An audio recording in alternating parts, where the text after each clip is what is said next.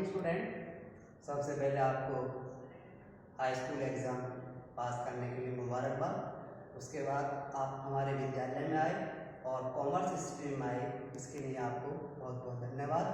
तो ये commerce stream में एक विषय होता है मैथ और एक होता है बैंकिंग। इन दोनों में से आपको एक चॉइस करना होता है। तो उसी के अंतर्गत ये आपका अधिकोषण तत्व यानी बैंकिंग विषय है। इस विषय की जो पुस्तक है उसका नाम भी अधिकोषण तत्व ही है। ये आपकी पुस्तक का भी नाम है और पेपर का भी नाम है। इसमें आपका जो फर्स्ट चैप्टर है वो है विनिमय।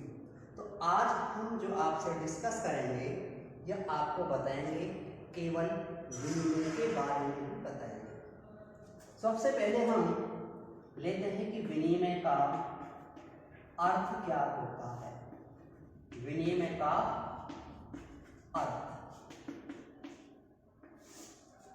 प्रत्येक चीज का कोई ना कोई अर्थ होता है। उसी तरह से विनिमय का अर्थ होता है कि दो पक्षों के बीच वस्तुओं तथा सेवाओं के पारस्परिक ऐच्छिक तथा वैधानिक हस्तांतरण को विनिमय कहते हैं। इसके अर्थ में लिखा हुआ है दो पक्षों के बीच। सबसे पहला है विनिमय के लिए कम से कम दो पक्ष होने अनिवार्य, दो या दो से अधिक। यदि अकेला पक्ष होगा तो विनिमय का प्रश्न ही पैदा नहीं होगा। दूसरा है वस्तुओं तथा सेवाओं। दूसरी शर्त है विनिमय के लिए कि हमारे पास कोई भी वस्तु या सेवा उपलब्ध होनी चाहिए। तीसरा है पारस्परिक। पारस्परिक का मतलब है आपस में, ऐच्छिक यानी अपनी इच्छा से, जबरदस्ती नहीं, तथा वैधानिक, वैधानिक कहते हैं कानूनी, हस्तांतरण। हस्तांतरण का अर्थ है एक हाथ से दूसरे हाथ को ट्रांसफर करना, को विनिमय कहते हैं। तो यदि आपसे कोई पूछे कि विनिमय किसे कहते हैं तो आप कह सकते हैं दो पक्षों के बीच वस्तुओं तथा सेवाओं के पारस्परिक ऐच्छिक तथा वैधानिक हस्तांतरण को विनिमय कहते हैं। ये तो होगी विनिमय के अर्थ की बात। अब दूसरा प्रश्न उठता है कि आप जो कह रहे हैं कि विनिमय, इसकी आवश्यकता ही क्यों पड़ी। तो आप जानते हैं कि प्राचीन काल में जब मनुष्य स्वावलंबी था, स्वावलंबी मतलब अपनी आवश्यकताओं की पूर्ति स्वयं कर लेता था। हम बात कर रहे हैं आदि मानव युग की। उस समय मनुष्य को यदि भूख लगी, पेड़ों से फल तोड़े खा लिए। यदि कपड़े की आवश्यकता महसूस हुई, ठंड लगी, पेड़ों से पत्ते तोड़े अपने लपेट दिए शरीर पर, और या पशुओं का मांस खा लिया। लेकिन जैसे जैसे सभ्यता का विकास हुआ, हमारी आवश्यकताएं बढ़ती चली गई और हम अपने उपयोग की वस्तुएं स्वयं नहीं बना सकते। इसलिए हमें विनिमय की आवश्यकता है। उसके बारे में आपको आगे बताया जाए। हमारा इसमें अब है, ये तो होगा विनिमय का अर्थ। अब इस अर्थ में ही पूछता है कोई कि विनिमय के लक्षण या विशेषता बताइए। विनिमय के लक्षण या विशेषताएं कौन कौन सी होती हैं। तो यदि हम इसके अर्थ को ध्यान से देखें तो इसके अर्थ में ही इसकी विशेषताएं कुछ। पहली विशेषता है दो पक्ष का होना। विनिमय की सबसे पहली शर्त है कि कम से कम दो पक्ष अवश्य होने चाहिए। दो कम से कम हो, दो से ज्यादा, तीन भी हो सकते हैं, चार भी, पांच भी, कितने भी हो सकते हैं, लेकिन सबसे पहले कम से कम दो पक्ष होने चाहिए। यदि दो पक्ष नहीं होंगे, एक ही होगा, तो विनिमय का सवाल ही पैदा नहीं होगा। दूसरा है वस्तुओं तथा सेवाओं। दूसरी लक्षण है इसका वस्तुओं तथा सेवाओं का होना।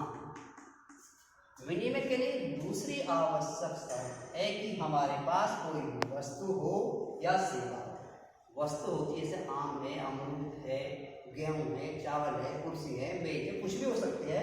सेवाएं हैं जैसे डॉक्टर्स की सेवा है, इंजीनियर की सेवा है, अध्यापक की सेवा है, नाई की सेवा है, मजदूर की सेवा, ये सब सेवा है। और तीसरा है पारस्परिक। पारस्परिक का मतलब होता है आपस में, यानी एक दूसरे से। जैसे राम और श्याम दो व्यक्ति हुए, तो दोनों आपस में वस्तुओं का लेन देन करें। अब है ऐच्छिक। चौथी शर्त है ऐच्छिक। ऐच्छिक का मतलब है अपनी इच्छा से, जबरदस्ती नहीं। ऐच्छिक हस्तांतरण कहते हैं कि अपनी इच्छा से वस्तु और सेवाओं का हस्तांतरण करना। अब है वैधानिक।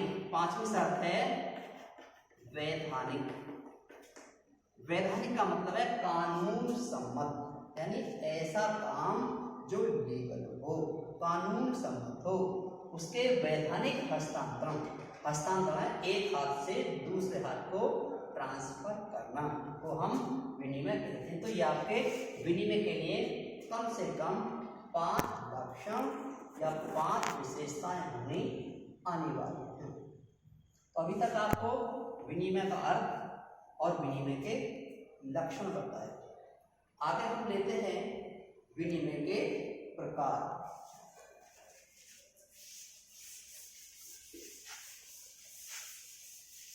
उसी तरीके से विनिमय के मुख्य रूप से 2 प्रकार हैं। विनिमय के प्रकार। विनिमय को मुख्य रूप से 2 भागों में बांटा गया। पहला है वस्तु विनिमय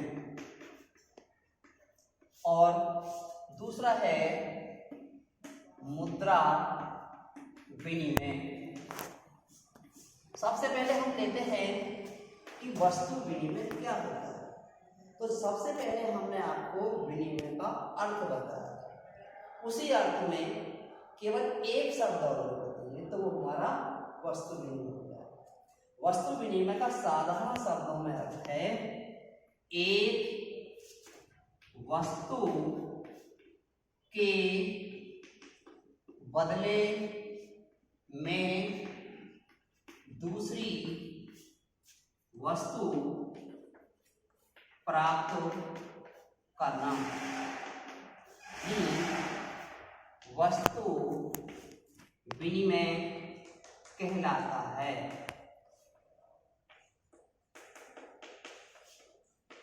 ये तो इसकी बहुत ही साधारण शब्दों में इसका अर्थ होता है, लेकिन यदि हम लिखेंगे तो हम इस प्रकार लिखेंगे 2 पक्षों के मध्य एक वस्तु से दूसरी वस्तु प्राप्त करना ही हमारा विनिमय कहलाता है। इसका उदाहरण है जैसे गेहूं के बदले में चावल या दाल प्राप्त करना। दूसरा उदाहरण हो सकता है दाल के बदले में गुड़ प्राप्त करना, या अपने मक्का के बदले में कोई कपड़ा बदलना। तो ये तो होता है हमारा वस्तु विनिमय, यानी एक वस्तु के बदले में दूसरी वस्तु प्राप्त करना ही वस्तु विनिमय कहलाता है। इसी को हम प्रत्यक्ष विनिमय भी कहते हैं। यदि आपको प्रश्न ये आ जाए कि प्रत्यक्ष विनिमय किसे कहते हैं, तब भी आपको यही है, या वस्तु विनिमय किसे कहते हैं, तब भी आपका यही बात है। यानी प्रत्यक्ष विनिमय या वस्तु विनिमय है एक वस्तु के बदले में दूसरी वस्तु प्राप्त करना। दूसरा है मुद्रा विनिमय। जब विनिमय का कार्य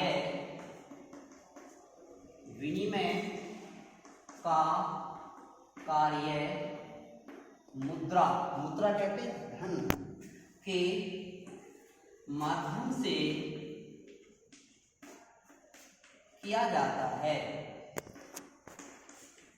तो उसे मुद्रा विनिमय, यानी जब हम विनिमय करने के लिए धन का प्रयोग करते हैं तो उसे मुद्रा विनिमय या परोक्ष विनिमय या क्रय विक्रय विनिमय भी कहते हैं।